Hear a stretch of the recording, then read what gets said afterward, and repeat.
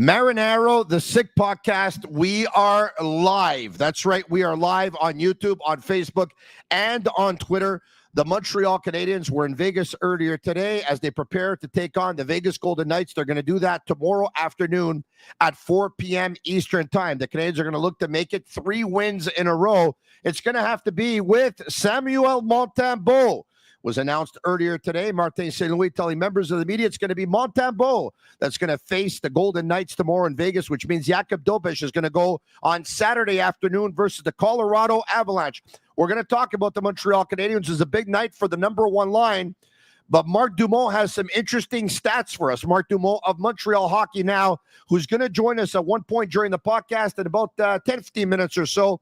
And Brian Wilde will be with me as well from Global TV Montreal. We'll talk about the number one line of Suzuki, Caufield, and Zachary Bolduc, who had a big night last night in Utah. It was a win signed Jakub Dobeš, a third period by the Montreal Canadiens that outscored Utah by a score of 2-0. Canadiens were up 2-0 after 1, down 3-2 after 2, and ended up winning the game by a score of 4-3. Canadiens earlier today claimed Samuel Blais off of waivers. Of course, the Montreal Canadiens had Samuel Blais. They tried to put him on waivers, hoping that he would clear right out of camp. He did not. He was claimed by the Toronto Maple Leafs, who in turn put him on waivers yesterday. And the Canadiens said, how did you like that when you did to us? We're going to do it to you.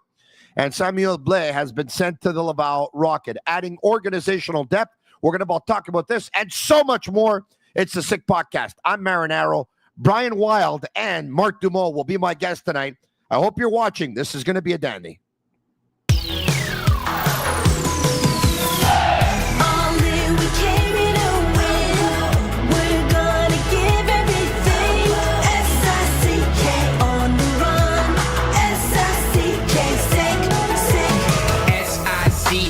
It's the sickest podcast. Tune in for the audio, or you can even watch back. Giving players all the props, or put them on blast. We don't give no hot takes, only talk facts. We're giving all our devotion, riding high on this wave of emotion. Going all out, yeah, cause this is our time. No, ain't no stopping us till we reach the finish line. All in, we came here to win. We're gonna give everything. S-I-C-K on the run. S-I-C-K, sick. On fire, we're ready to fight. We'll bring the house down tonight. S-I-C-K on the run. S-I-C-K, sick.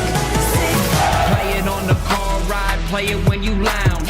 X and O, you know that we can hold it down. Shout out to my man Sammy, got it off the ground. And to all the listeners tuned in right now, got debates, analysis, and speculation. This is sports talk for the new generation. You know where to find us, got a reputation. Sick Podcast, your number one sports destination. We're giving all our devotion, riding high on this wave of emotion.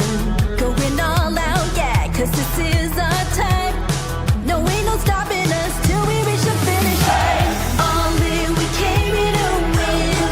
We're gonna give everything. S-I-C-K on the run. S-I-C-K, sick. On fire, we're ready to fight. We'll bring the house down tonight. S-I-C-K on the run. S-I-C-K, sick. S-I-C-K, it's the sickest podcast. Tune in for the audio, or you can even watch back. Giving players all the props, or put them on blast. We don't give no hot takes, only talk back. S-I-C-K, S-I-C-K, S-I-C-K, S-I-C-K, S-I-C-K, S-I-C-K, S-I-C-K, S-I-C-K, S-I-C-K, S-I-C-K, S-I-C-K. All in, we came here to win. We're gonna give everything. S-I-C-K on the run. S-I-C-K, sick. Turn up your volume. because you're about to listen to The Sick Podcast. With Tony Marinaro. 55 seconds left in the penalty, a minute and 27 seconds left in regulation time. Boston 4, Montreal 3. Lafleur coming out rather gingerly on the right side. He gives it into Lemaire, back to Lafleur. The sickest Montreal Canadiens podcast. You're in the ball! Sports entertainment like no other. Rejoint, on lui fait perdre la rondelle, une passe devant. Et c'est le dégagement, et ce sera la victoire des Canadiens. Stanley pour les Canadiens, le 23e de l'histoire. You found the dogs! John, you found the dogs! He found the dogs! And all together, they worked a young team to the top. And now, a 24th Stanley Cup banner will hang from the rafters of the famous Forum in Montreal. The Canadiens win the Stanley Cup. Brought to you by Energy Transportation Group. Driven to be different. La Vida Tibi. Embrace your true nature. And Playground, your premier gaming destination. It's gonna be sick. Marinaro, and yes, we're live. Happy American Thanksgiving to all of our friends south of the border. We hope you enjoyed your day today, and we hope you got your fair share of football, and hope your turkey was pretty good as well. Yes, we're live. I was on the YouTube chat, and a lot of people were saying, are we live? Are we live? Are we live? Well, when I, do the cold open, as we call it, and I say we're going live, it's because we're going live. So, yeah, it's funny because Max Lapierre asked me to be on La Poche Bleue podcast, and pretty much every Wednesday when the Canadiens don't play. But since the Canadiens played yesterday, they actually had their show tonight, and he asked me to be on. And I went there, and I was on between 8 and 9, and then I rushed back, and I actually got home about like 12 or 13 minutes ago. So here we are, but the show is well prepared, and I'm ready to go. The Sick Podcast is brought to you in part by several sponsors, one of which is Energy Transportation Group, a leading asset-light 3PL that's driven to be different. From cross-border freight between Canada, USA, and Mexico to coast-to-coast shipping in both Canada and the United States, Energy moves it all. They're fast, reliable, and powered by tech that delivers smarter logistics. If you need a real partner in transportation, contact the team at sick@shipenergy.com and see how Energy Transportation Group is changing the freight game. Also want to talk to you about Playground. 15, count them, 15 years of history. One legendary celebration from world champions to record-breaking jackpots. Playground has always been where poker history unfolds. Now they're marking the milestone with the 15-year anniversary series, December 4th to the 16th. Featuring 15 trophy events and $850,000 guaranteed. Take your shot in the $1,150 main event with $400,000 guaranteed, or go bounty hunting in the $300 mystery bounty with $150,000 guaranteed. Playground, 15 years of champions, and they're just getting started. See that fridge behind me? Well, it's stacked with Bittt, the Tibi. They launched their Ultra Lager, refreshing, thirst-quenching beer, perfect for those cool fall days. With only 90 calories, 2 grams of carbs, 4% ABV per can, available in a pack of 6 and 12 in grocery stores all around the province of Quebec. Ultra light and ultra refreshing. We'll talk about some of our other sponsors a little bit later on in the podcast, but without further ado, from Global TV Montreal, Brian Wilde, how are you? Brian Wilde, presented by Fruiterie Delard. Fresh foods and flavors for over 30 years. Tony, I am very well. Thank you very much. Great. And yes, Fruiterie Delard is a family-run business, a mainstay in the LaSalle community since 1995, proud to continue offering the same fresh foods and flavors that they have for the past 30 years, from fresh fruits and produce delivered daily to an ever-expanding assortment of deli meats, cheeses, and sandwiches. You'll find personalized service and friendly faces that make you feel like family at Fruiterie Delard. By the way, I want you all to take a look at our social media. Follow the Sick Podcast not only on YouTube. If you haven't subscribed, subscribe now. It's absolutely free. Subscribe on our Facebook page. Subscribe on our Instagram page. Subscribe on our X page. Subscribe on all our pages on all social media platforms. We have a couple of giveaways. We'll start with the Laval Rocket. This is for their December 2nd game versus Providence at La Place Belle. Take a look at our social media pages, and you have a chance to win a couple of tickets to that game. And the Montreal Canadiens, the following night on December 3rd, the Canadiens versus the New York Jets. It's a ticket giveaway presented by Cafe Milano. Once again, you'll find all the details on all our social media pages. Good luck to everyone. Brian, everything's good? Yeah, those are good giveaways, man. Great giveaways. Yeah. Look at this. Habs tickets? Are you kidding? What you got in there? Tea? Hot milk with some honey. The voice is starting to the voice has taken a little bit of a beating, and the voice has taken a beating in the past week. And this is one of the things that one of my go-to drinks when the voice is taking a beating and the throat is a little is hurting a little bit is some hot milk with some honey, and another one is a neolaryngobis suppository. But we'll take that when we go to bed tonight. That's too much information right there. But anyway, I like a pint of Guinness. Good. Yeah, whatever works for you. But, about 8 radio hits per week and 5 TV appearances and 11 podcasts anywhere between 60 minutes and 2 hours and 15 each with, by the way, 0 breaks. It's not radio here. We don't do a 15-minute segment and take a 5-minute break. This is going nonstop, no breaks. So the voice has been tested and we're taking a little bit of hot milk. Brian, obviously, when you start a road trip and you look at it and you say, okay, they had lost 5 games in a row. They won their last game, but it's not going to be easy. They're going to be in Utah on a Wednesday night. They're going to be in Vegas on a Friday afternoon. They're going to be in Colorado on a Saturday afternoon. All of a sudden, you look at it on paper and every game seems difficult. And you say, oh, I think they're in trouble, especially after Utah beat Vegas by a score of 5-1 in their previous game. Canadians got it done yesterday, Brian. It wasn't easy. It never is when you're on the road. No easy games in the National Hockey League anymore. 2-0 lead, saw it evaporate 3-2, win the game 4-3. So I think the game was exactly what it was, right? It was in 3 segments, and each period had its story. I think they got a little bit fortunate in that one, actually. They got good goaltending, which you absolutely have to have. If your save percentage starts with an 8 in a league with a lot of parity, you're going to lose the game. So Dobeš got that first number in his save percentage up to a 9, and that is absolutely vital. So they got the goaltending because they were outshot by a considerable margin, and they were outchanced by a considerable margin too. They were generally outplayed, but they took advantage of the chances that they had. And when you have moments like Demidov in the third period, who I didn't think had a very good game at all. In fact, that line was not very good, but that's what great players do, right? Like, I remember everybody was talking last year, Tony, about the way the Canadians would play Tampa. Sometimes they'd be playing Tampa in the first 2 periods. They'd be better than Tampa. For 50 minutes, they'd be better than Tampa. And then Kucherov decides to wake up and you lose the game. Yeah. That's what it felt like last night. Demidov does nothing, gets 1 shot. He's really talented. Canadians win.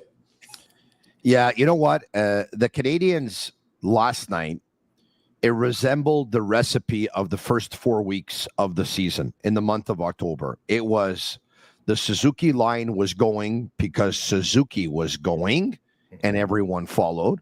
And it was Jakub Dobeš found a way to win a hockey game. And like you just said, the Montreal Canadiens were opportunistic. Brian, a lot of people talk about the fact that Canadians don't have a lot of shots, and they don't.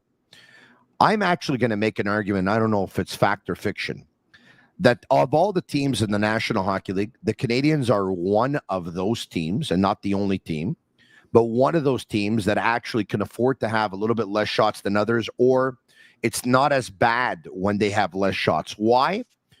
Because there's a lot of plays that they make that are east-west. There's a lot of east-west hockey. There's a lot of imagination. There's a lot of creativity. There's a lot of talent. And there's something that they have. You talked about Tampa, that Tampa used to have and probably still do. It's called quick strike offense. And they could be silent and they could be asleep. And then all of a sudden they get 2 chances in 2 minutes and they got 2 goals. Well, the difference is they got dynamic hockey players now. Like back when I was giving this anecdote about Montreal actually busting their asses, trying to play a winning hockey game, being first on pucks, making a lot of hits, doing all the little things right against Tampa, who then quick struck against them and won the game. Now the Canadians have the ability to do that too, because they have a lot of dynamic hockey players. You look at how dynamic that goal was that got called back, the offside when Slafkovsky was offside. But that was a dynamic goal in terms of what Hudson did, and he feigned where he was going. He went left, then he went middle. And the last place you thought was right to Slafkovsky, who's standing there by himself.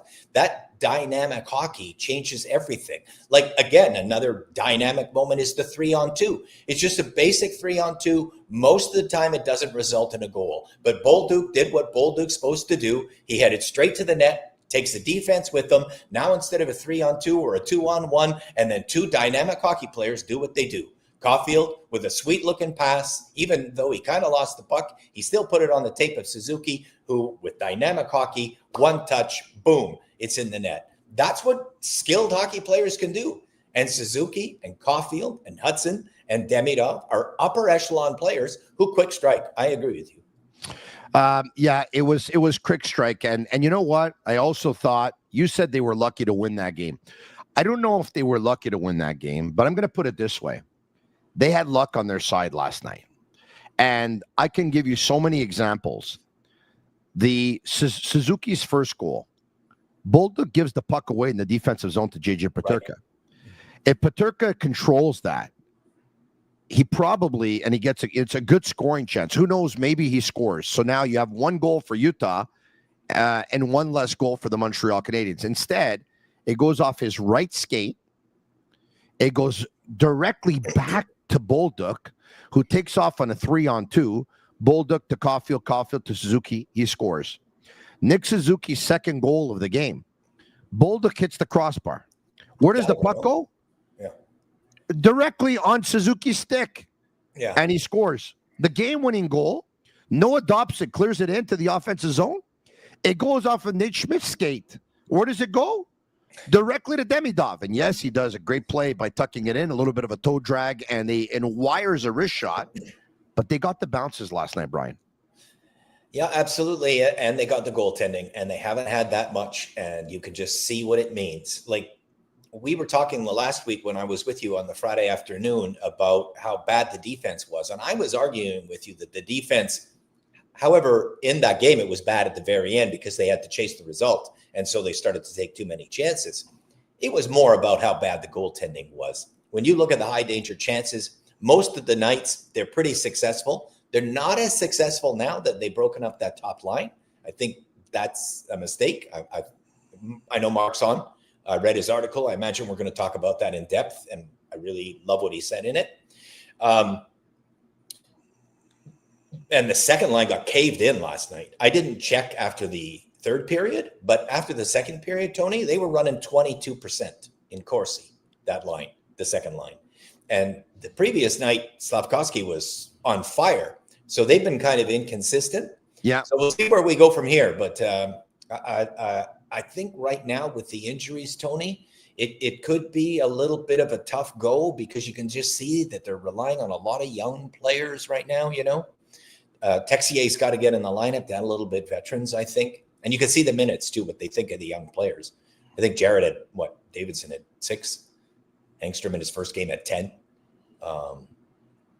They're reluctant, MSL is, to use these young guys, and that's normal. You're trying to get wins. You go with the guys you love and you rely on for years. So, you like to, you're an advanced stats kind of guy. And tonight we have someone who loves the advanced stats just as much as you. And you know what? Why don't we bring him in from Montreal Hockey Now? And I believe he writes for a company that purchased Montreal Hockey Now. I think it's called Sportsnaut. He can tell us a little bit more. He is no stranger to the Montreal Canadiens scene. Marc Dumont, let's bring him in. Marc, how are you? I'm great, Tony. Thanks for having me on. I honestly appreciate it. If my mic is off, can someone in the chat let me know? Your mic's great. Oh, you're working. Perfect. All right, perfect. I like what's going on in the chat right now. Someone just mentioned it's the quality of shots that matter, not the quantity. And they're onto something there. So talk to me about the quality of shots. I think it's been pretty much, I think Martin Saint-Louis done a lot of good things since he's taken over. I think he's like the ultimate motivator. But when you look at the numbers, the biggest drawback for the Habs has been their lack of high quality chances. Now, when we mean high quality chances, take the hash mark to the hash mark, cover the slot. That's your butter zone, right? That's where you have higher odds of scoring. Usually a team that rocks about 45% so if there's 100 of them, they get about 45, which is roughly 29th, 30th in the NHL. It's one of the worst numbers in the NHL. So we saw last night the chances, and this is all 5-on-5. They were 11-3 for Utah, and Brian nailed it. There was some really good moments, and I thought Slafkovsky looked better in transition. I thought Bolduc really pushed the pace on that first line, and they looked better in transition. But the numbers, Tony, are terrible. They're absolutely terrible, to the point that, if you ignore them, there's no point in having data analysis. Like, don't pay those nerds like me good money to bring this info up if you're not going to listen to, you know what I mean? Like, it's just, they had one of the best lines in hockey, and I'm not exaggerating here. You guys will appreciate this. Their advanced numbers were the same as when Danault, Gallagher, and Tatar were here, and that was one of the best combinations Montreal's ever seen. So controlling 60% of the high danger chances. With now, I think they're down to 30%, the first line. So the only line that was driving the pace every night is gone. I'd like to add here that the Danault line that you mentioned, when they played just the North that year, 5-on-5, their goals for and against differential was 28-3, which is ridiculous. It's phenomenal. It's unheard of. Mm-hmm. And they, and Danault had to face Matthews, McDavid, Scheifele, Pettersson, all the best around Canada. When they broke up that line, Mark, the number one line of the team, and take Slafkovsky off it, in goal differential, they were third in the league. Only the McKinnon line was ahead of them, and the Celebrini line was ahead of them. That's it, just those two lines. So they broke up in goal differential, the third best line in the league, it was 12-3 at the time when they broke it up. I'm gonna have to take notes out here because I took all those notes before as well. Good job, Brian. You're nailing it this year. There's one analytics expert here, and it's Brian Wilde. Let's be honest. No, it's you. It's just that I love looking at goal differential because, when you look at Corsi and everything, you're talking about shots and chances, and I was in this business when the Boston Bruins used to fire from center just to get a shot on net, and they get 50 at the end of the night, and there were like 3 of them that were good. So as much as I love Corsi, what I love more is goal differential 5-on-5, and the number one line in the league last year, right, Tony? In goal differential was Suzuki, right? Yes, I was just like I mentioned on Maxime Lapierre's podcast, La Poche Bleue. I was there between 8 p.m. and 9 p.m. And, they weren't enamored with, or they weren't, they didn't go crazy about Engstrom's game. And I said, guys, listen, it wasn't a sexy game. He played 10:47. But he had a very effective game last night. And they looked at me and they're like, really? And I said, well, the analytics say so. Just take a look at the hockey stat card. Adam Engstrom was the third most effective defenseman of the Montreal Canadiens. They're like, whoa. And I said, guys, listen, I'll prove my point to you if you don't believe me. Who struggled the least yesterday between Engstrom, Jaden Struble, and Alex Carrier?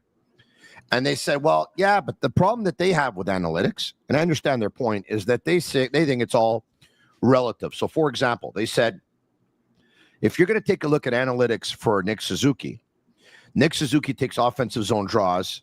Jake Evans takes defensive zone draws. Nick Suzuki plays versus certain players.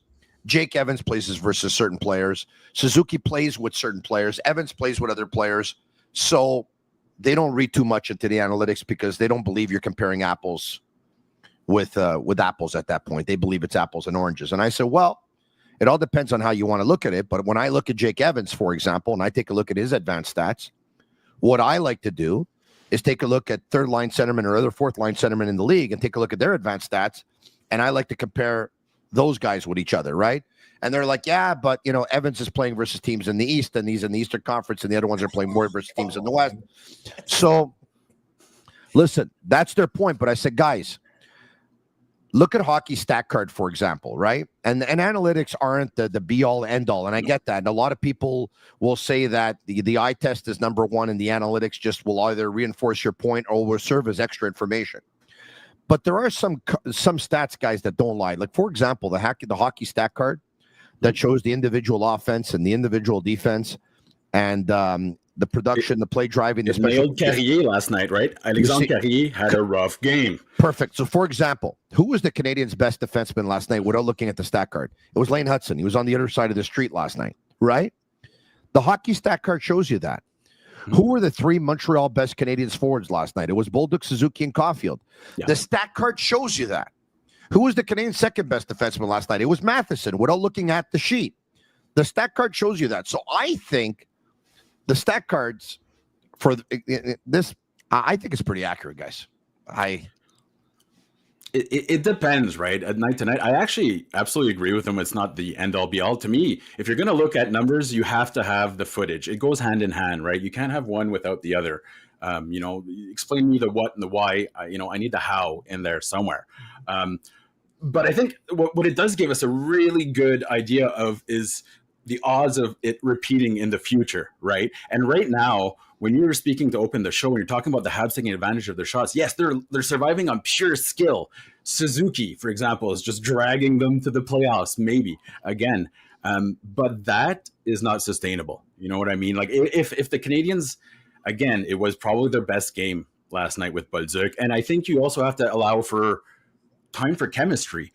But I don't think the Habs actually have that luxury of allowing chemistry to be built in the middle of the season. The margins are razor thin right now. So if you want to make the playoffs, you forget the experiment and you go back to Slafkovsky. If you want to maybe set it up for the future beyond this playoffs, absolutely. There's an argument to be made that you might have to spread the talent out. But I love this conversation, Mark, because we're going to be able to branch out into so many different directions here. Brian, Mark is onto something here, and I like it because today, Mark's talking about something that he's probably one of the only people talking about it. Because after their game last night, everyone's talking about Bolduc's best game in a long time. Nick Suzuki was dominant. Nick Suzuki, it's the first time that I've seen him since that Philadelphia game when he took that shot from Konechny, where I've said, okay, he looks healthy now. Like for the last 3 weeks, I've said he's hobbling. This guy's decimated. He's not at 100%. Last night, I said, this guy looks healthy. And if you take a look at his body language and the smile on his face, the reactions after the goals, he looked like, you know what? I'm healthy now. That line had their best line out of the 4 games. Mark was right to say, let's be totally transparent and honest here. It's going to be very hard for that line after 4 games to be able to do what the other line, who was together for about 2.5 years, to do. Playing with the same guys after 2.5 years and all the practices and all the games and all the repetitions, it's only normal that there's going to be a chemistry that Bolduc, Caufield, and Suzuki likely will not be able to achieve this year because the sample size is going to be a lot smaller and it's going to be a lot less games and a lot less time. At the same time, Mark says, if it's going to be touch and go to make the playoffs, you have to go with what's worked. But Brian, the reason why they changed the lines was because in the previous 3 weeks before that, the Suzuki, Caufield, and Slafkovsky line had dipped. It was because Yuri Slafkovsky has been inconsistent with his performances this year, and they want to get more out of him. It's because they were looking for a player to put on the line of Kapanen and Demidov when Alex Newhook went out with that injury. And it's because they also wanted to get Bolduc going. Let's not forget, guys. You remember what happened about a week ago when Bolduc played a game where he had about 9 minutes and members of the media weren't very happy. And they said to Marty St. Louis, Marty, Bolduc's ice time, something like, or whatever. Or they asked him about Bolduc's play. And Marty said, because Marty's aware of, right, the communications department does a really good job of making you aware of what the media, the French media, the English media, the radio, the TV, the podcast, the print, what they're talking about, what they're writing about, what they're saying. They made him aware of that, obviously, that, a lot of people were talking about the fact that Bolduc had 9.5 minutes and he had to play more. And Marty came out and said, look, I could do a better job of giving more ice time to one or a couple of players, maybe a little bit less to others. I've never coached a team with this much talent before. A little bit of a juggling act. I have to adjust. And then, boom, after that, Bolduc promoted to the number 1 line. So, Brian, we're going to get into what Mark's talking about. But before that, did you think the way Suzuki's line was going, the way Slav was inconsistent, the way they wanted to get Bolduc going, the way Bolduc hadn't had a shot in the 4 previous losses, that the changes to the lines at the time were warranted? Yes or no, and why? No. I didn't think they were warranted. I didn't think Bolduc was playing very well. And even though he had a really sparkling game in terms of the points he got last night, I actually am not going to be very popular when I say this. I'm about to say a thing that's going to get some stuff written on the bottom that Wilde doesn't know what he's talking about. I don't think he's a top 6 forward. I don't think he's a dynamic player. I think he takes advantage of his chances fairly well. If I were to give him the best possible praise I would call him sort of like a Tyler Toffoli, who when I watch Tyler Toffoli, I don't think he's a top 6 forward, but he just scores a lot and he plays with top 6 forwards and he's pretty good defensively. And that's why he belongs with Macklin. Michael Ryder's another name. And Michael Ryder is another name too. Exactly. They're not dynamic players, but somehow the puck is in the net. Now, if Bolduc can be that, then he can be a top 6 forward. But when I make the example of Toffoli never does you wrong defensively. But I'm not sure Bolduc has that ability to be that player that doesn't. And when we look at the numbers so far with them, that line's mostly getting caved in and just is amazing at opportunism.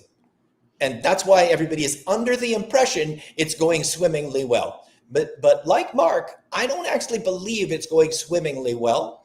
And I don't think the change should have been made. And I think Slafkovsky should get back on the line because they were running really good numbers.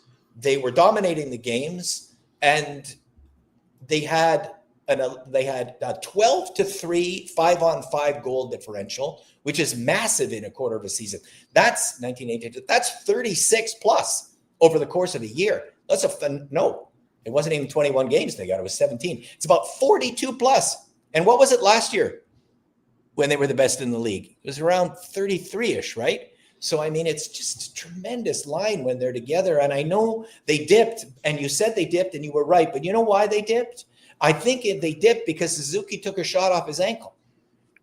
He drives that line, and when he's not right, he wasn't right. I mean, it didn't look like he was skating. I saw him underneath the Bell Center when he was walking away, and he had a slight limp. I just don't think he was right. And I think he's right now, and you can see what Suzuki can do. You can see what Caufield can do. And I think they can drag just about anybody with them, those two.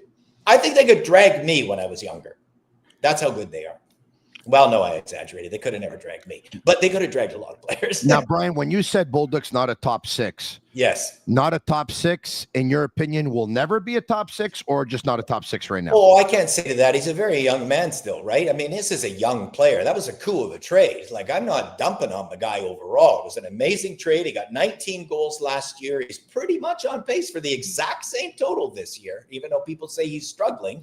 If he's a 20-goal man again this year, that will be success because Logan Mailloux is a minus 65 and has 1 assist. So, like, that's a winning trade. I don't think Logan's ever going to get there intellectually, okay? So I think that's a win. So even though I'm saying I think he's a middle 6 player on a bad team or an average team, Bolduc will be on your second line.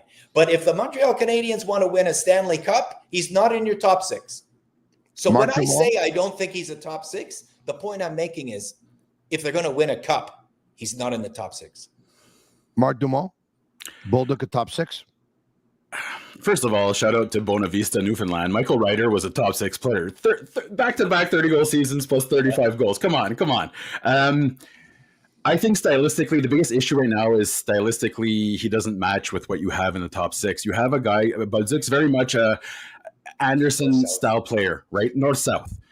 He doesn't do east-west, and he doesn't really work when you're creating plays off the cycle, and that kind of removes a lot of the scoring, the opportunities that Suzuki and Caufield produce, right? They're finesse guys to a certain extent. So stylistically, I don't think he is. He has the potential at one point, but the finesse isn't there right now. Tony, I think a cup-winning team, third liner. For the Habs, possibly could be a decent second liner. I don't think that, there's not enough talent in the league anymore, maybe to have him on your third line, but not a top line player, not yet. I understand Brian's point too, right? Right now you have Suzuki, you have Caufield, you have Uri Slafkovsky, and you have Ivan Demidov, and Michael Hage and Zarowski are coming. So you know what? Brian could be right that if the Canadiens win the cup, Bolduc probably won't be on the top 2 lines. Brian might be right, but then again,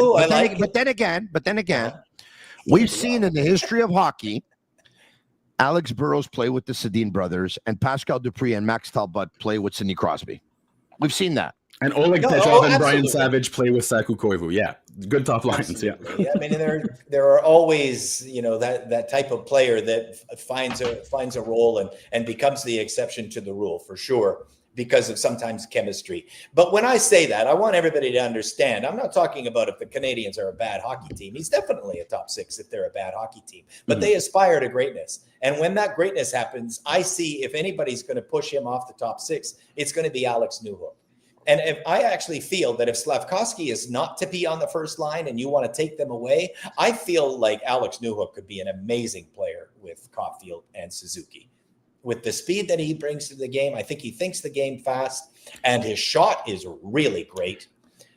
He thinks the game. Not to insult Bolduc, but he doesn't think the game as well as many players in the lineup right now. I think ultimately Slafkovsky is going to be the guy. I mean, the mix of size, strength, and talent that just complements the line so well. Because look, I'm not going to tell you that we're not going to see Demidov with Suzuki and Caufield at one point. I think we will, especially games at home, especially games where the Canadians are chasing. They're down a couple of goals in the game, especially games that are going to be wide open. But in a big playoff game on the road, and you need that F1 going into the corners and making some room for the other guys, I think Slafkovsky was kind of like born to play with Suzuki and Caufield. I think he was actually drafted for several reasons, but one of the reasons was probably thinking that he could be the winger for that line eventually. I could be off there, only they know. I don't know. But you know what? Nick Suzuki, a 5'0", 5'11", about a thick 205. Cole Caufield, maybe a 5'8" on a good day. Juraj Slafkovsky, a 6'3.5", 230 pounds. Suzuki, the playmaker. Caufield, the shooter. Juraj Slafkovsky, the guy in the front of the net or going in the corners to do the dirty work. I like it, but once again, it's interesting what you're saying, Marc Dumont, tonight, because they played 4 games together. Suzuki, Caufield, and Bolduc. Billy Bertrand joined me of RDS a couple of days ago dans mon émission en français, le SIC Podcast de lundi au vendredi à 10h le matin sur la même chaîne YouTube. And Billy showed me stats in their first 3 games together that the percentage of expected goals for the Canadians' lines prior to last night's game in the 3 previous games, the Suzuki line had the lowest percentage of expected goals. They were at like 39.4 or 39.6% or something. The Veleno line, I believe, was at 47%. The Kapanen line was at 54%. And Jake Evans' line was at 70%.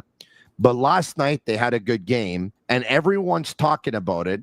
And Marc Dumont, you're coming on the podcast tonight, and you're saying you don't like it. And guess what? You got some stats to show why you don't like it, and we're going to bring them up. So why don't we bring up one of them?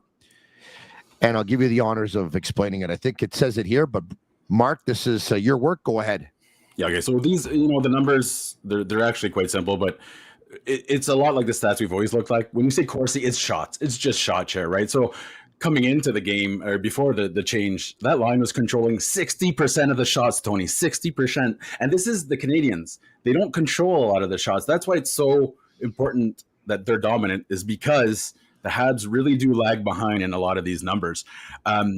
The change now, they've lost about 20% of the shot share. So it went from an elite line among the best in the NHL to way below replacement. And that's just such a heavy swing, Tony, especially for a team with the Habs. They just don't have that depth to really survive that change. And the big one. So if you look at the second one there, under HDSCF, sorry that it's pretty nerdy, but that means those are the high danger scoring chances. Those are the ones that I really pay close attention to. Not all shots are created equal. So if you're in close or you do a tip, rebound, the odds go up. Again, they're running at almost 60% before the change, back down to 40. Tony, this is a team that's finished almost dead last in high danger chances for 3 years running since St. Louis took over, basically. And it's not just because of St. Louis, it's a roster issue, but you're taking the one advantage you had to lance à l'eau. You're just absolutely throwing it back like a fish you never wanted to catch. And then we get into the expected goals and the goals. So here's the reason people think they're doing well, Tony. That last column, goals for. they've scored 3 goals. They've allowed 2. That's pretty darn good. Before the change, they were controlling about 80% of the goals, which that's never going to keep going. But just to show the changes here, including the expected goals, minus 30%, that's absolute. That's like putting Sean Van Allen on your first line and wondering why things are going wrong. That's essentially what's happened here. And I don't think it's anyone to blame in particular, right? Poor Sean Van Allen. He's probably at home in Ottawa, wherever he is right now. Ottawa, yeah, probably. And he probably just got a text message from one of his buddies to say, hey, by the way, there's a podcast in Montreal. They're talking about you right now. Really? Oh, yeah? What are they talking about? Well, how terrible the line would be if you'd be on the first line. And he's probably saying, what do I have to do with this? I've been retired for years now. It's funny because he's the guy we used to always pick on him for no reason. He's a great guy. He's a great guy. But anyways, all this to say is they went from elite in high danger chances, shots, goal share, expected goals. Those are the big 4. They went from elite to like way below replacement. And Martin Saint-Louis has these numbers though. That's the interesting part. I'm wondering how long he'll be patient here because he lost his one gigantic asset here. Let's be perfectly honest. The Canadiens, they'll go as far as Suzuki and Hudson and others will drag them. But as far as that first line will drag them, and they kind of lost it there. So you can try surviving on pure skill for a while, but I just don't think it's sustainable. And if you want to make the playoffs, don't forget, we just hit that Thanksgiving, and they're out of the playoff picture. They're close. The line has to come back together. It has to come back together immediately because you have back-to-backs coming up. So there's back-to-back against high-quality teams. November and early December could be an absolute murderer's row if the Habs don't get it together, from a statistical point of view. Brian, I'll get to you in a second, but first and foremost, the winter is here, of course. Introducing the Slush Buster, not the Slush Puppy. You have that in the summer. When it's hot, you want to be refreshed and you want to bring your sugar levels up like the 1,000% or whatever. But the Slush Buster, visit slushbuster.ca because it's the new innovative snow brush designed to tackle winter's mess with ease. From heavy slush to stubborn ice, the Slush Buster clears it all quickly, keeping your car clean, your hands dry, smarter, stronger, and built for Canadian winters. It's on one end of the Slush Buster. So you got the brush, obviously, and then you got to scrape the ice. But on the other end, you have kind of like a golf club where you just, boom, you whack your windshield and you break that ice that you can't actually scrape off. It's unbelievable. Slushbuster.ca. It's the best snow brush in the world because I'm telling you it is, and they've paid me to do so. All right, okay. If you still haven't bought your winter tires, time's running out. If you're in Quebec, you have until December 1st to get your tires installed. The good news is that you can pick up GT Radial tires at Point S starting at just $89 per tire. Visit point-s.ca to shop for GT Radial tires to find your nearest Point S location. So special thanks to all of our sponsors. Tomorrow afternoon, it's going to be the Canadiens and the Vegas Golden Knights. Who do you got? Go all the way with Betway. Get a deposit matchup bonus up to $300 on your first deposit. Scan the QR code on the screen or click on the link in the details section to create an account. Redeem your welcome offer. Offers only available for new customers. Terms and conditions apply. Offers not available in Ontario. Must be 18 years of age and older. Please play responsibly. Brian, I know you're a numbers guy. Were you aware of those numbers to that degree that Mark just brought up on the screen? Yes, I was. Yeah. And in fact, that last number at 78.3 in goal share, that's essentially what I just talked about in goal differential. It's the same thing. 78.3 translates to 12-3. 12-3, yeah. And that's a huge advantage. And that's dominant. That was the third most dominant line in the entire National Hockey League when they broke it up. And yeah, there are dips and valleys, and there are some highs and lows in the course of a season. But that line last year was the best goal differential in the National Hockey League, and this year they were probably not going to catch McKinnon like in a Nakash because that line is out of this world. I've never seen anything like it. But they could have finished second in goal differential this year. Brian, what do you say to everyone on the chat right now? Because there's a lot of people, by the way, who before the stats, Mark, didn't agree with what you were saying. And now even with the stats, they're saying Slafkovsky's talent is being more apparent. He's being a leader on that line. That line is better. That line is better with Slafkovsky. Brian? He has the puck more for sure. And when he has the puck more, there's an impression that good things are happening. And that line was pretty good in the first 3 games. But last night they got absolutely caved in. And now I don't know if maybe Kapanen didn't have a really strong game and the matchup at center wasn't something that was to his liking. I'm not sure what the reason that line got caved in so much in that contest. Demidov did nothing until he scored. Kapanen didn't look good to me, and Slafkovsky, that was bad too. But the first 3 games, they were pretty strong, even though overall the numbers aren't even close to what Slafkovsky can do. Like Mark, for example, do you have Slafkovsky's numbers personally between the 2 lines? Is that something you did? Well, we do. So Simon Leblanc on YouTube chat says, guys, what's the number for the second line right now of Kapanen, Demidov, and Slafkovsky? Let's bring up the numbers of Kapanen, Demidov, and Slafkovsky compared to the numbers when Alex Newhook was in that spot instead of Slafkovsky. Mark, you want to do the honors? Negatives across the board, and the biggest dip, once again, high danger scoring chances. Now, you're going to notice here, and it's not a super fair comparison because you can't, Alex Newhook is injured. It's a completely different line now, but you can't just go back to him. But again, the biggest dip there, Tony, is that high danger scoring chances. Now, look, we're not at double digits. We're not at minus 20% and minus 30%, but we were never there to begin with, right? So it actually went from, with Newhook, they actually did a decent job controlling those high danger chances. But now I think it's more flash than substance when they're there. And here's the other part, Tony. I don't think that Martin Saint-Louis trusts Demidov at the end of the game, right? So you're going, it was about 5 minutes left there. Did he play after he scored? I'm not so sure he did. We should also point out, of course, that when they pulled their goalie with 2 minutes and 20 seconds left, he obviously didn't play the final 220. Okay. But Mark, before we get to Brian, I see the chart here in front of me because we brought up the graphics. So those who are watching on YouTube, Facebook, and on Twitter are actually seeing the chart right now as we speak. Those who are watching live will see it. Those who are going to be listening to it tomorrow on other social media platforms will not see the chart. So do you want to break down once again and give the 4 categories and give the numbers with Newhook on that line and then give the numbers with Slafkovsky on that line so they can compare? Absolutely. So going with Newhook, they were controlling about 45% of the shots. Not great, but the Habs, they don't control a ton of shots. It was decent. It was doable. It was passable.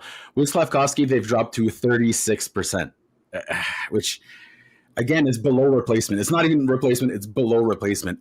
High danger chances drop from 55% to 36%. That's a 20% dip. So the first and second line are producing 20% fewer or controlling 20% fewer quality chances now. Expected goals went down a little bit from 46 to 40, and the goal differential, it's always been inflated. With Newhook, it was 65. It dropped to 60, but I think that's 3-2. It's not a lot. Either way, drops across the board, and the biggest one, a 20%, almost 20% drop in high danger chances. That's, for a team like the Habs, Tony, that's a cardinal sin to make that decision. May I quickly ask, Mark, high danger scoring chances is your favorite of those 4, I presume? Always. I almost start ignoring just general shots nowadays. It might be a little reckless of me, but I'm all about the high danger chances. Yeah. I think you're okay, Mark. Don't beat yourself up. Wait, for nerves, I'm living in the wild side here, Brian, okay? Reckless. You know what these numbers show? These numbers show how good Alex Newhook was playing. Yeah. And the fact that he really is a very underappreciated player for the Canadiens this season. He surprised me. Yeah, absolutely. But let's be honest, Martin Saint-Louis doesn't have a ton of options either, right? So I get the idea of getting Bolduc going. I get the idea of maybe wanting to put Slafkovsky there. We saw him drive the play more than he has in the last 2 years there, because he's a grizzled vet at 21 years old. So controlled entries were up, and I think that's good for Slafkovsky. But the process, like the bones of it, not great at all. And I don't know if it's time to be testing it, mid-season type of thing. Yeah, I don't think Newhook gets nearly enough respect. I think part of the problem is he frustrates fans in terms of that he feels a little bit like Russ Courtnall. I remember back in the day, Russ would just skate down the ice and nobody could get close to him, and they did have a breakaway and he'd shoot it into row 7. And it really frustrates fans to see all that greatness end with a shot into row 7. But he pushes the pace. Right. And I think Newhook does that a little bit too. He just shows you such brilliance. And then the finished result too often isn't what he could do in your mind. in terms of the quality. But when it's all said and done and this team does mature, and I think Bolduc drops down, he is fighting for one of those 6 spots. The 6 that I see when the future finally becomes the present are the 3 that we know already, Caufield and Suzuki and Slafkovsky, matched with Demidov, of course, and Hage. And the other guy would be if Jarofsky matures enough, or it's Newhook. And that's why I make the statement, I don't think Bolduc is top 6, because I think greatness is coming.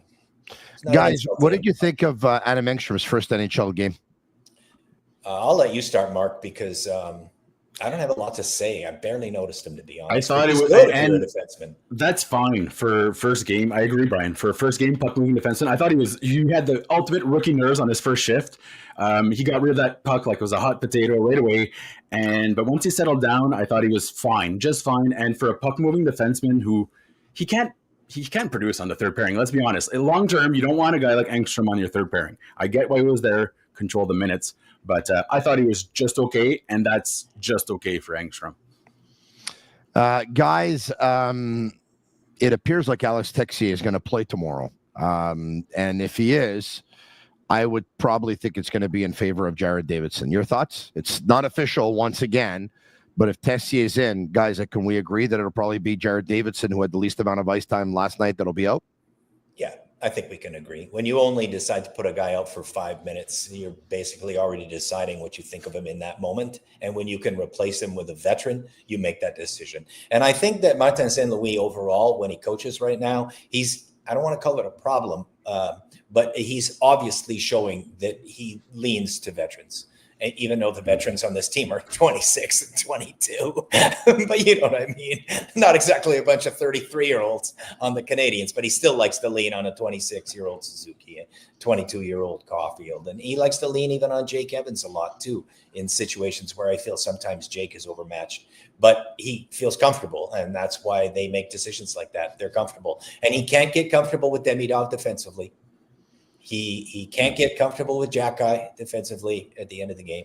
He's not comfortable with Davidson. He's very comfortable with Joe Veleno, and I don't really understand it. I think it's because he's, which side he shoots from, and he needs that guy in the face-off circle. But beyond that, I'm not a huge fan. Yeah, well, listen, and it's not to defend Joe, who obviously was to blame on Carcone's goal. The third goal for Utah. I mean, Joe can't get beat like that or spun or circled by a guy like Carcone. He just can't. Even Pierre Maguire said he's got to do a better job with his stick because he's got to be able to strip that puck away.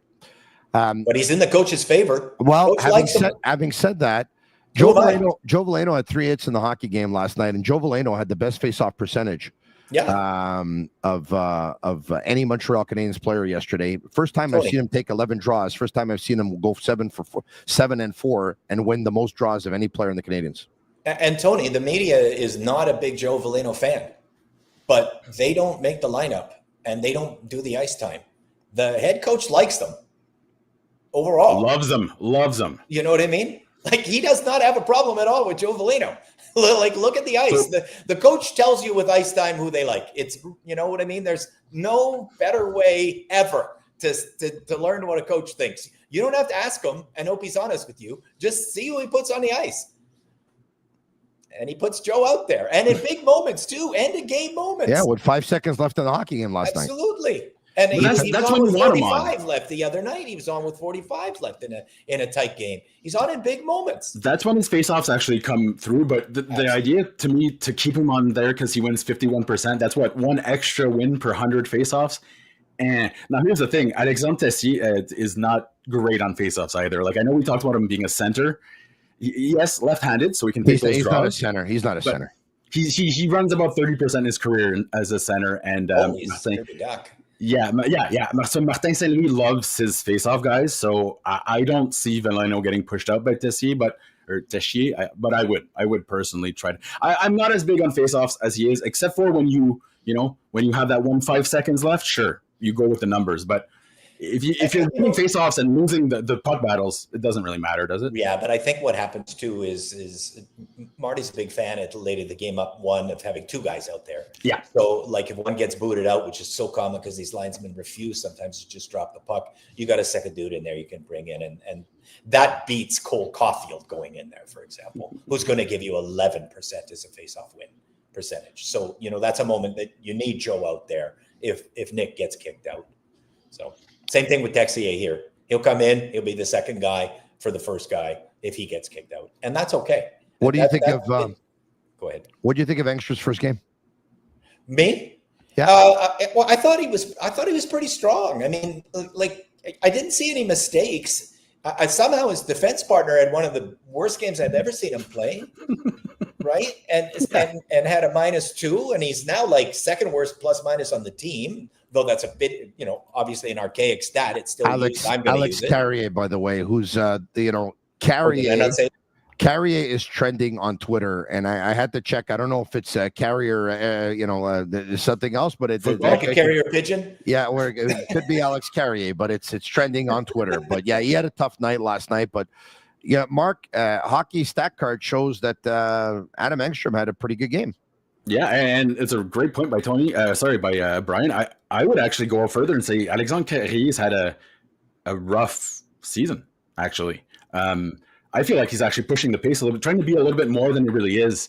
And I don't know if he's been told to be more aggressive, but like we saw yesterday when he just completely pulled himself out of position to try to support the puck, but he had his stick up. The puck glided past him like it was a Disney movie. It just glided by him, and he just, controller disconnected into the corner.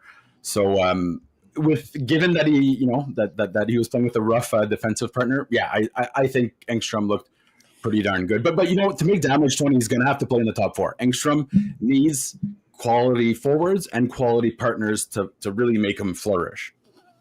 Guys, that's not going to happen, though. No, not yet. No. Guys, a couple of more. Actually, do you expect to see him in the lineup tomorrow? I would, but I wouldn't hesitate to maybe give. I think Jack gets back in tomorrow. Does that mean that Engstrom comes out? I don't know what it means, but Struble, I think it's probably Jack will play tomorrow. I would love to see Engstrom get a game beside Hudson, and I know that's the ultimate boomer bust, right? But they both have that aggressive, dynamic style. It might backfire spectacularly, and I can say this without worrying. A coach will never agree with me, but I'd like to see those two play together. Oh, which two? Sorry, I missed it. Pull Struble out and I'm not saying he's been that bad, but wouldn't be the worst thing if Struble skips a game, and I would put Engstrom alongside Hudson and maybe even return Hudson to his natural side, which would be a nice little bonus for him too. I don't know if Adam Engstrom is going to go from the AHL. Never happen. AHL a couple of days ago to second pairing on the Montreal Canadiens playing on the right side. But it would be great. Talk about confidence. You can see in terms of what Martin St. Louis has as far as ice time that he really likes Struble. Mm-hmm. Yeah. So Struble's not going anywhere. He's stuck where he is, and when Gooley comes back, he's a third pair guy, and I think he will make the team a lot stronger as a third pair guy. And I think then the third pair isn't like because right now I feel like it's a merry-go-round and it's too hard to manage. Like when your 6D is always pulling 10 minutes, it's hard at the bench for those D-men. Who am I with this time? Who am I with that time? How do I get any chemistry with anybody? The only pair that's consistently together all the time is the first one. Yeah. And even they get double shifted sometimes. I just think in the long run, it's not great to always have a 6D that you only like for 10 minutes a game. It just makes everything challenging. You know what the stats say? What the best third pairing would be? Who do you think it would be? Skill testing question? Yeah. Who would be the ideal and based on their play on the third pairing last year? Well, I like obviously Hudson and Gooley together, and Dobson and Matheson together. So the third pair for me would be Struble and Carrier. It would be Jack-Eye, actually. Struble and Jack-Eye. Much better numbers together. Now, again, Tony, it's not going to happen. Yeah. But did I get it right? Nerd glasses on, it would be Arbor, Jack-Eye, and Jaden Struble had the best third pairing numbers last year. And I know people dismiss it, but having a good third pairing. That way, you don't have to give Mike Matheson 700 minutes every single night. That's part of it too. Yeah. And you know why I chose Jack-Eye there? Because one of my themes this year is they got to get tougher. They're getting pushed around so badly by big teams. It's ridiculous. And Carrier is part of that issue. He has he gets hit more than any other Canadiens player by a wide margin. Exactly. Yeah. It's no coincidence that Josh George's style. That Wilson crushed him. Well, it's funny, though, because we're talking about 3 games in less than 4 nights and travel from Montreal to Salt Lake and Salt Lake to Vegas and Vegas to Colorado. And once again, the 3 games in less than 4 nights and altitude and all that stuff. No one's talking about sitting Carrier. Nobody. But, I mean, statistically speaking, he should be skipping his turn and maybe some. If you look at the numbers, there's not much in it to say that Xhekaj and Struble should be out. Now, the thing is, there's so much more to it than numbers, and St. Louis doesn't trust Struble and Xhekaj to the point that he trusts Carrier. But I think he overestimates the impact Carrier makes. Carrier's got a role on the penalty kill. And it's what in the league, the penalty kill? Yeah, Xhekaj doesn't exactly have a role. 30th, I think. Yeah, they're struggling. It's okay. It's not like the power play is number 1 in the league on the road. I don't know what it is overall. Somehow. If you're 1 in the league on the road, then you must be 3 or 4 overall. They've had a struggling goalie and another goalie who struggled for 2 to 3 weeks, Brian. And your best penalty killer is your goalie. Is your goalie. You're absolutely right. Yeah. All right. Okay. Guys, 2 more topics very quickly before we let you go. And we thank you very much for all your time and your expertise tonight. Canadiens made an announcement, and so did the Laval Rocket earlier today. Let's bring it up. It involves Samuel Blais. Do we have it? We probably don't have it. Okay. I thought we had it, but anyway, we don't. Long story short, guys, Blais was placed on waivers yesterday. The Canadiens were the only team to put in the claim. They claimed him. They got him back. They sent him to Laval. And don't be surprised if we see him next week when the Canadiens start playing back-to-backs in Montreal. And they're going to play a lot of them in the month of December. Your thoughts, Brian, very quickly on Samuel Blais back with the Canadiens. Well, I mean, when they immediately send him to Laval, I don't think they view it in the same way they view Texier. I think, and that they didn't protect him in October as well, tells you that he's really a depth guy, and they'll use him as a depth guy because they got a lot of injuries. So he might be preferred over Davidson. I don't think he's going to be a game changer in any way. I mean, he didn't really land with Toronto and find success. And he was passed over by half the league. Don't think we're looking at, a really high quality player here. He's a good fill-in roster player when you get some injuries. Mark? I think the Habs, believe it or not, are missing Emil Heinemann's hitting, not his goals, his hitting. Mm-hmm. Heinemann was actually one of the heaviest hitters last year with Pezzetta as well. So you actually lost 2 of your most common hitters. I think Samuel Blais can actually bring some of that to the table for the Habs. Yeah, so he'll provide an honest effort and he'll hit. And Martin St. Louis loves guys that go out there, and so I almost see him like a better Pezzetta. And he's not going to be a needle mover, but the Habs need a little more bite in their game, and Samuel Blais can offer that. And at the very least, Tony, he's going to give an honest effort. Well, awesome. I love it, Mark. Brian, I talked to you about Carey on the penalty kill, and I said, well, he's got a roll, and you said, yeah, they're 32nd. I'm going to tell you why he's still there, or 30th. They're 25th, Brian. They're 25th. Oh, I'm sorry. Pardon me. 76.3. You know who's got a worse penalty kill? Anaheim, Columbus, St. Louis, Washington, Seattle, Vancouver, and the worst penalty kill in the league at 69.7% is the Ottawa Senators, who get back Brady Tkachuk tomorrow night, which means Brady Tkachuk will be here on Tuesday night when the Senators visit the Canadiens. When you gave that list, Tony, I was listening to the point that you made about goaltending. You had St. Louis in there. Bennington is the NHL's worst goalie. You had an Ottawa in there. I believe Ullmark is the second worst goalie in goals saved above expected. You had a lot of bad goalies Columbus in there. And the only one that wasn't a bad goalie was Washington. Logan Thompson, yeah. Right? Yeah. But, yeah. So their penalty kill must be atrocious because they got a guy making a ton of saves and they're still lousy. Speaking of goaltending, let's end it with this. We know that the Canadiens were going to split duties on the weekend because it's 2 games in 24 hours. Do either of you have issue, though, the fact that it's not going to be Dobesh tomorrow, considering that in the last couple of weeks we've said that we believe that Marty St. Louis should have continued to ride Dobesh while he was hot and not make him cool off? I don't think this is a big deal, but I think this is a big deal. I don't know. The reason why I'm saying, I know they're going to split time, but I just would have gone back with Dobeš tomorrow. Like, he's won 2 in a row, has a chance to make it 3 in a row. He's winning. I would have gone with Dobeš tomorrow and Montembeault on Saturday. I understand that Montembeault actually beat Vegas last year and Dobeš beat Colorado. Different team, different teams, different context. But a big deal to you, yes or no? Brian, would you have gone with Montembeault or Dobeš tomorrow? The thing I'll say first about all of that is Martin St. Louis is a kind of a superstitious guy in terms of he wears the same tie when they're winning. He's got the pin. I mean, he is superstitious. And usually a superstitious guy will ride a hot goalie, but he doesn't do that. I find the way he treats his goalies inconsistent with something I've seen in my 42 years. And that's a superstitious coach. The tie always the same. We'll not remove these pants for the next 6 years if we're winning. He doesn't do that with his goalies. So I'm always surprised when he doesn't ride the hot hand. And he doesn't. He doesn't. Dobeš was hot. He didn't ride him. And here he's doing it again.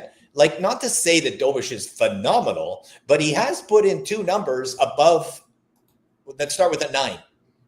And that's been the elusive number. Like, pretty much every game in the month of November started with an 8 or worse. Dallas started with a 6 for both of them in their save percentages, in the 600s. So if you got a guy doing 9s and you've been dying for 9s, let's see if he can do a 9 again. I like it, Tony. I like it. Here's the reason I do like it is because Colorado is the better team, right? They're 2 juggernauts, but Colorado is playing bonkers hockey right now. It's, crazy town, banana pants dominance in Colorado right now. And you're telling Jakub Dobeš, we're going to put you're our best chance to beat the good team. So I think it's a vote of confidence that could or could not backfire, but listen, they've already lost their confidence. And if Dobeš is building it up a little bit, you're telling them, you're our best chance to win, buddy. You're our guy. And Dobeš is the ultimate competitor. He's honestly a competitor. So I think it'll motivate him. Mark, if we're talking about confidence against the Colorado Avalanche that have 1 goal in regulation, send the E-Bug out there. And so nobody loses their confidence. Right? Well, that's the other side. If they put up 9 against Dobeš, because these guys are amazing. Right? I don't expect the Canadiens to have a lot of energy in Colorado on Saturday, especially if they play Mike Matheson another gazillion minutes again tomorrow and then again on Saturday.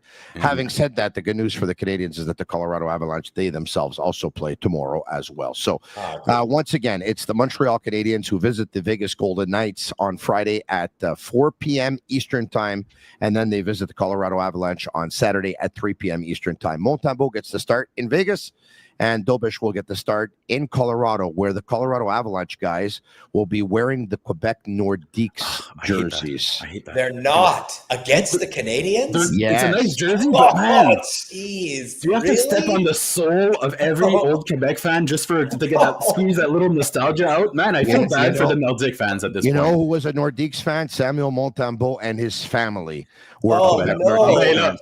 But he's going to be watching them from the bench because it's Dobeš that's going to get the start in Colorado. Guys, thanks for doing this. Awesome guest tonight, of course. Mark, you were awesome. Mark, welcome for the very first time. It's not going to be the last. Welcome to the show, my friend. And thanks for doing it. Yeah, absolutely. I appreciate it, guys. Cheers. All right. Marc Dumont of Montreal Hockey Now. He writes for Sportsnot, and Brian Wilde of Global TV Montreal. Guys, thanks for doing it. We'll talk to you again sometime soon. Thank you. Special thanks to all of our sponsors. Once again, we have a couple of contests. We're giving away tickets to the Laval Rocket versus Providence, a game that's going to be played on the 2nd of December at Place Belle in Laval. And we're giving away a couple of tickets to the Canadiens versus the Winnipeg Jets, a game that's going to be played on December 3rd at the Bell Center in Montreal, of course. This is presented by Cafe Milano. Check our social media, our Facebook page, our Twitter page, and our Instagram page for all information. Brian Wilde was brought to you by Fruiterie de Lard. Special thanks to Point S and GT Radio. Special thanks to the Slush Buster, the Winter Brush, slushbuster.ca. Special thanks to Betway, also to Bittt, the TB, and to Playground, and to Energy Transportation Group. Special thanks to all of you for watching. For Shane Gaumont and Master Control, thanks for watching the Sick Podcast. I'll be back tomorrow night, 10 p.m. Eastern Time, and I'll be talking about the game that was between the Montreal Canadiens and the Vegas Golden Knights. My guest will be Pierre Maguire, and if all goes well, Stu Coward of the Montreal Gazette, hockeyinsideout.com. They'll both join me. Ciao for now. And that's a wrap. Hope you don't miss us too much until next time. Follow The Sick Podcast with Tony Marinaro on YouTube, Instagram, Facebook, Google Play, and Apple Podcasts. The Sick Podcast is brought to you by Energy Transportation Group, driven to be different. TB. Embrace your true nature. And Playground, your premier gaming destination.